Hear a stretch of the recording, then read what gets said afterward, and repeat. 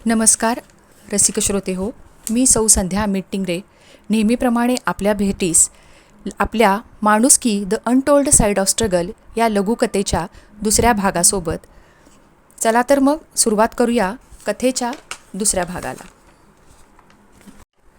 आत्तापर्यंत माणुसकी या लघुकथेमध्ये आपण धीरज लोखंडे हे आपलं मेन पात्र एक मोठा पोलीस अधिकारी असतो व त्याचे कुटुंब कशा पद्धतीचे असते हे पाहिले. आता पुढील भागाचे वाचन. पण अशा भर उन्हात झाडाखाली बसून इतक्या एकाग्रतेने तो काय बरं वाचत असेल, असा प्रश्न धीरजच्या मनात निर्माण होतो व तो प्रश्न त्याला भेडसावू लागतो. उत्सुकतेपोटी धीरज त्या मुलाजवळ जाऊन त्याची चौकशी करण्याचे ठरवतो व त्याप्रमाणे तो त्या मुलाजवळ जातो. धीरजला पाहताच तो मुलगा थोडा दचकतो व आपल्या हातातील पुस्तक चटकन बंद करतो. धीरजला त्याचे हे वागणे उमगतच नाही.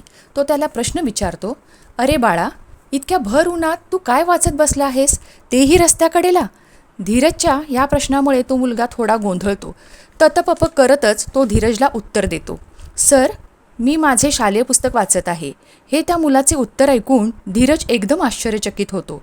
त्याला त्या मुलाचे कौतुक वाटते, कारण चांगल्या घरातील मुलांना सर्व सोयी पुरवूनसुद्धा त्यांच्यामध्ये अभ्यासाची इतकी ओढ दिसत नाही. ह्यानंतर तो त्या मुलाला परत विचारतो, अरे, तू येथे उन्हात का बसला आहेस? घरी आरामशीर अभ्यास करायचा ना? यावर तो मुलगा धीरजला म्हणतो, सर, नक्की केला असता, पण आमच्या झोपडीत आम्ही 7 माणसे आहोत. घरी आई, बाबा, आजी आजोबा आणि मी व माझी 2 भावंडे. आजी आजोबा नेहमी आजारी असतात. आई आणि बाबा रोजंदारीवर कामाला जातात. माझी इतर 2 भावंडेही घरीच असतात. आम्हाला शाळेत पाठवण्याचा खर्च माझे आई बाबा पेलू शकत नाहीत. पण सर, मला अभ्यासाची खूप आवड आहे. मला शिकून खूप मोठं व्हायचं आहे. माझ्या कुटुंबाला, आईबाबांना सुखात ठेवायचे आहे. पण मी त्यासाठी माझे शिक्षण कसे पूर्ण करू हेच मला समजत नाही.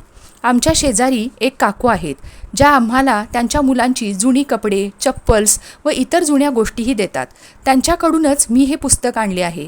जसा वेळ मिळेल त्याप्रमाणे मी ते वाचतो. त्या गरीब मुलाची शिक्षणाविषयीची इतकी अतोनात ओढ बघून धीरजचे मन हेलावून जाते. पटकन त्याच्या डोळ्यात, त्याच्या मनात असलेली विचारपूस करण्याच्या भावनेची जागा त्या मुलाविषयीची सहानुभूती घेते. त्यानंतर क्षणाचाही विचार न करता धीरज त्या मुलाला घेऊन आपल्या घरी येतो आणि कोमलला हाक मारून त्या मुलाला काही पैसे देऊ करतो व तो त्या मुलाला म्हणतो, अरे, शिक्षण हे केवळ पैशांवर अवलंबून नाही. ते मिळवण्यासाठीची तुझी जिद्द फार प्रबळ असेल तर तू कोणत्याही बिकट परिस्थितीतही ते मिळवू शकशील. काळजी करू नको. येथून पुढे केव्हाही तुला माझी मदत हवी असेल तर तू बिनधास्त माझ्याकडे ये. पण तुझ्यातली शिक्षणाची ओढ कमी होऊ देऊ नको. ती कायमच जप. हे धीरजचे शब्द ऐकून तो मुलगा स्तब्ध होतो.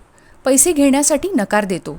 पण धीरज त्याला समजावतो व या पैशातून तुझ्या शिक्षणासाठी आवश्यक असणारी पुस्तके घे असा सल्ला देतो. त्यानंतर तो मुलगा पैसे घेऊन धीरजचे आभार मानतो व तेथून तुमचे उपकार कधीही विसरणार नाही सर असे सांगून निघून जातो. धीरज त्याच्या पाठमोऱ्या शरीराकडे पाहतच राहतो, कारण आत्ता त्याच्या डोक्यात त्याच्या भूतकाळाने जागा घेतलेली असते. तो निशब्द झालेला असतो. यावर कसे व्यक्त व्हावे हे त्याला समजत नाही, कारण त्या मुलाच्या रूपात त्याने परत एकदा आपला स्वतःचा भूतकाळ आज अनुभवलेला असतो. हो, धीरज देखील एका गरीब अशा विणकर कुटुंबात जन्मलेला असतो. घरात आई, बहीण, 2 भाऊ, वडील असा 6 जणांचा मोठा परिवार असतो. त्याच्या कुटुंबात कमवते फक्त वडीलच असतात. त्यामुळे कौटुंबिक परिस्थितीशी खूपच बेताची असते, कारण घरातच असणाऱ्या विणकाम यंत्रावर दिवसभर काम करून जेवढे उत्पन्न मिळेल तेवढ्यावरच सर्व कुटुंबाचा उदरनिर्वाह होत असतो. त्यामुळे मुलांचे शिक्षण किंवा त्यांचे खाण्यापिण्याचे लाड हे त्याच्या व त्याच्या भावंडांच्या वाट्याला आलेलेच नाहीत. रसिक हो, धीरजचे लहानपण कशा परिस्थितीत गेले, तो कोणत्या पद्धतीचा भूतकाळ जगला किंवा त्याला आपल्या शिक्षणासाठी कशा पद्धतीने संघर्ष करावा लागला, या सर्व प्रश्नांची उत्तरे जाणून घेण्यासाठी ऐकत रहा वेल्वेट वर्सेस बाय संध्या टिंगरे, माणुसकी the untold side of struggle.